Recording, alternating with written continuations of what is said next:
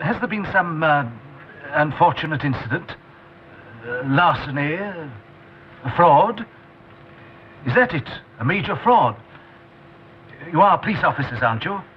Just take us to the right floor for Mr. Lever's office, would you?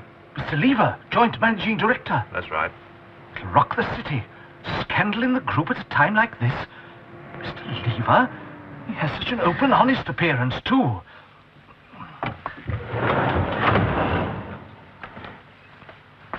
For your information, it was Mr. Lever who sent for us.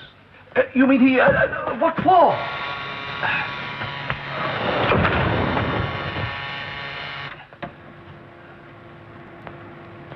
But he often looks in at the director's offices about then, to make sure they've all gone home before he shuts down the lift. Very considerate of him. Oh, use your common sense. He wouldn't do this. He'd know he'd be the first to be suspected. Stands to reason. Yes, he'd also know there'd be very little chance of proving anything. He'd never be able to look me in the face if he'd done it. Well, he wouldn't have to do that anyway. It's his last night. Leaves today, remember? Yes, no job to go to on Monday. Precisely. Oh, the blooming old fool. Panic over. The necklace has been found. It has? Mrs. Lever had it all the time. Ah, could she? He said he left it in his office. He thought he left it in the office. Actually, he dropped it in the lift. The lift? Yes. Budge found it after he'd gone and took it to his office to give to his secretary. But she'd gone too. So he took it all the way out to Hampstead to give it to Mrs. Lever in person. Why didn't he hand it to security? Because he knew Mr. Lever was going to the dinner last night and assumed his wife was going too. He thought she'd want the necklace. Well, I hope you're satisfied. Oh, tell Mr. Budge I'd like to speak to him.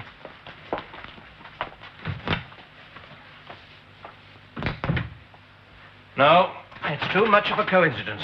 There's something fishy in all this. Oh, there you go again. Surely he'd know it was worth enough money to keep him going for a few weeks. But no, he takes it all the way to Hampstead and hands it in. And I bet she never offered him a drink or anything. Lucky if he got a thank you. He says, if you wouldn't mind, could you possibly go to him? You tell him to get in here, quickly. He says he can't leave the lift. Well, he's leaving it for good and all this evening. Oh, all right, Jean. Tell Mr. Jenkins to come back. On Monday, Mr. Budge starts as assistant cashier, and I'm not hearing another word about it. Now, look, Mrs. No T. arguments. And I think a sight more of you, Mr. Hunter, if you'd admit when you was in the wrong.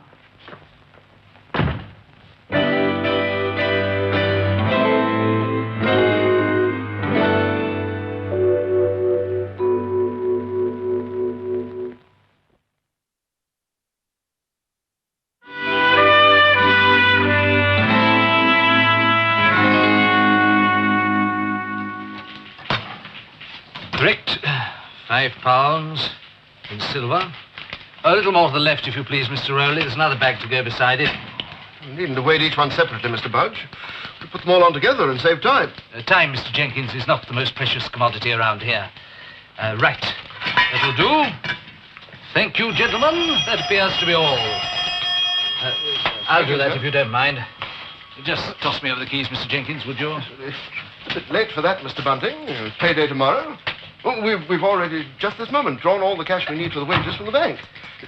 Budge, for heaven's sake. Oh, I'm extremely sorry. I had no idea. Yes, very well. Nearly ripped my pocket right out. Oh. Have you checked the totals? £3,000 in notes and cash, all present and correct. Of course, I didn't check the contents of each bag of silver.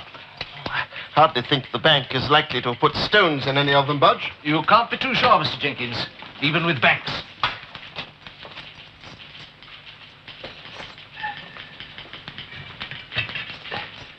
Don't you find those keys rather cumbersome to carry around in your pocket?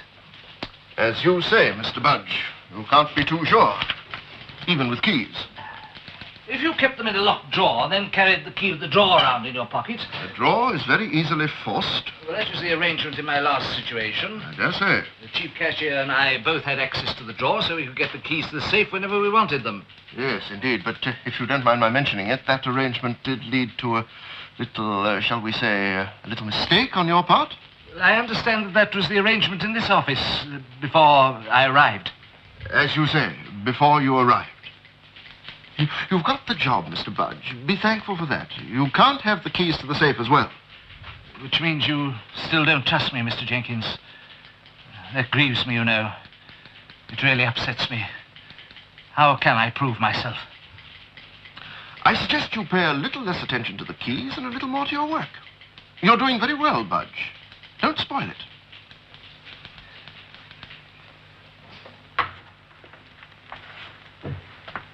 Hi, Jean. Good night, Mr. Hunter.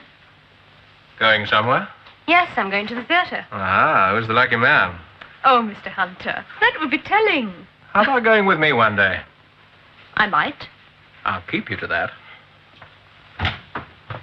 Sorry to keep you waiting, Mrs. T. All set? Oh, just let me finish this row.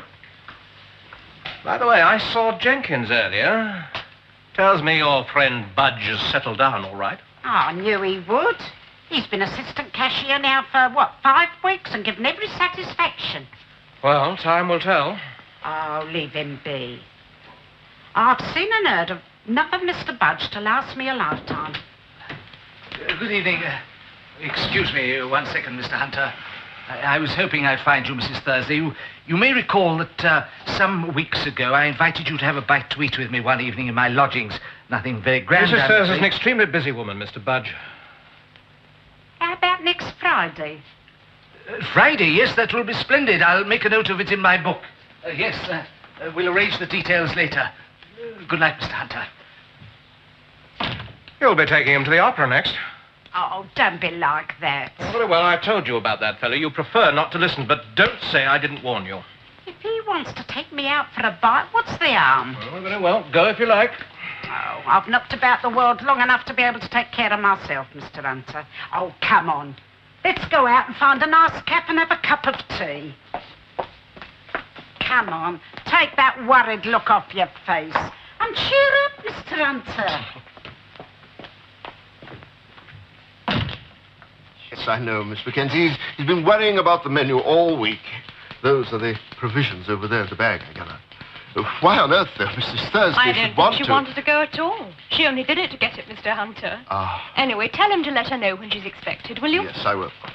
Oh, by the way, you know, he still wants me to let him have the keys of the safe. He's like everybody else, Mr. Jenkins. He likes to feel he's trusted.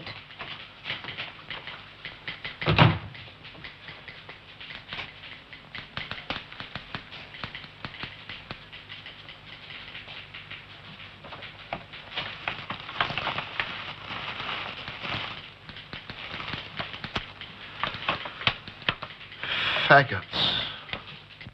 Oh, ever so tasty there was, too, Mr. Budge. Well, I took your advice about the bread pudding. I did think it might be somewhat too heavy at night. A glass of port, do you think? Not for me, thanks. It helps the digestion wonderfully, you'll find. Oh, well, just a small glass, then. Don't want to go home singing. Oh, it's only the Empire brand. It was just as good, of course, but I wouldn't like you to think that I was passing it off as the real thing. Wouldn't be honest, would it? No, hardly. Did you tell your landlady about, your bit of trouble? Of course. What did she say? Well, she said it made no difference.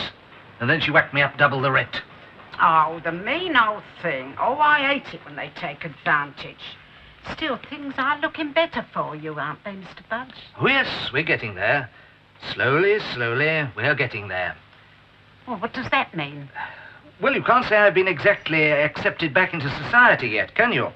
Well, you got a good job. The same as you had before. And people do trust you, don't they? Well, Mrs. Thursday, you trust me, I know, and I bless you for it. But Mr. Hunter is still very suspicious. Oh, well, he's suspicious of everybody. He's very good, really. But he's got a suspicious mind. Mr. Jenkins, do you know that he still insists on locking up the safe himself every night? A man in his position. He always let Mr. Williamson see to it before, but not me. Oh, no. Well, I suppose he feels in the circumstances, you see. Well, has he any idea what I feel? Mrs. Thursday, how would you like it if someone thought you couldn't be trusted? Unthinkable, of course. But you see, all I want is to be accepted back into society like everyone else is. I just want to be treated like anyone else. How can I be if people like Mr. Jenkins still treat me as some sort of outcast. I'm sure you understand. Well, I'll talk to Mr. Jenkins if you like. That's all I ask, Mrs. Thursday. That's all I need.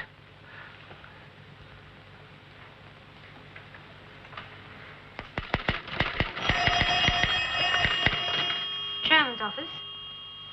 Oh, Mr. Lever, she has someone with her at the moment. Oh, just a moment. She's free now, Mr. Lever. She's free if you'd like to come along now. Yes. All right, fine. Thank you.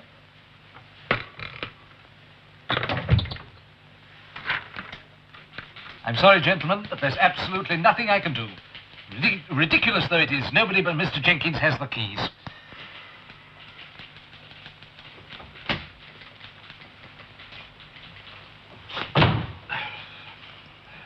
No, I'm sorry. I was with the chairman.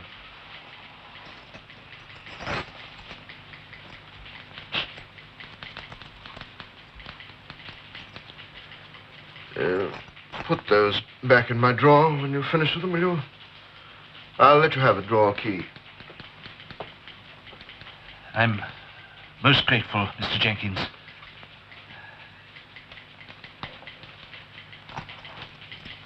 You won't regret it, I assure you. Right. Let's make a start.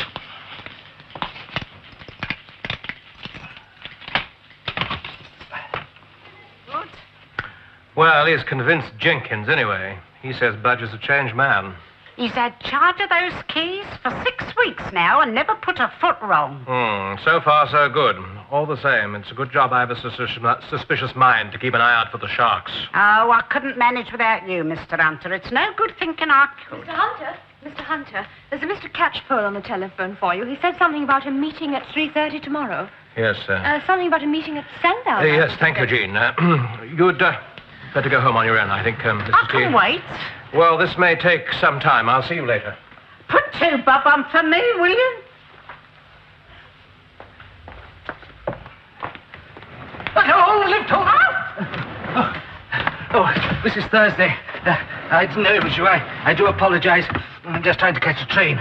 Going away for the weekend, Mr. Budge? Yes, I'm going to see my dear mother's grave in Worcestershire.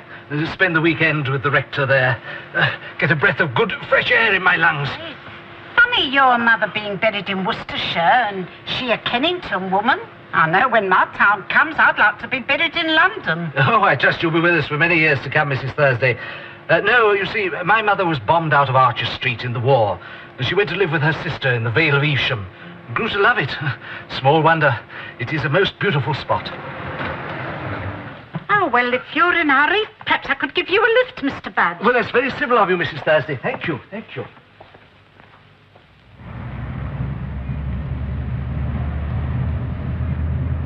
Oh, dear, I am a muttonhead. Do you know, I've forgotten to pack my pyjamas. I'll have to go back to the lodgings. What a nuisance. But you'll miss your train. Well, I might still catch it if, I don't suppose your chauffeur could take me home and then on to the station after he's dropped you, could he? It sounds a dreadful imposition, I know, but I am in a bit of a spot. Oh, yes, he won't mind. I might just do it then if, nothing else happens to hold me up. Bates, could you take Mr. Budge on, please? He'll tell you where. Very good, ma'am. Here you are, then.